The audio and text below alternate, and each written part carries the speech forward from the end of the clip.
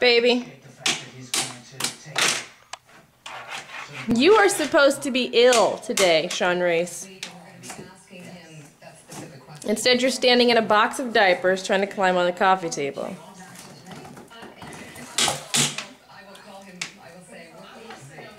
Hey. Come here. Come here. Reese. Come here. You need to get out the box. Thank you. Thank you. Come here. And all the different conservative voices out there, I would consider him the best and the voice that needs to be heard. So what are you doing? really don't get Huh? frustrated. Why aren't you napping? Can you say mama? We evolve together on issues. You comb in your hair?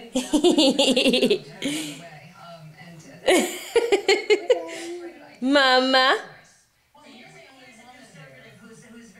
Look what you've done to the house.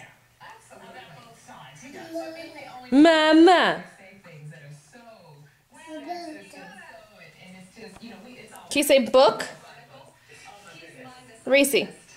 Reese.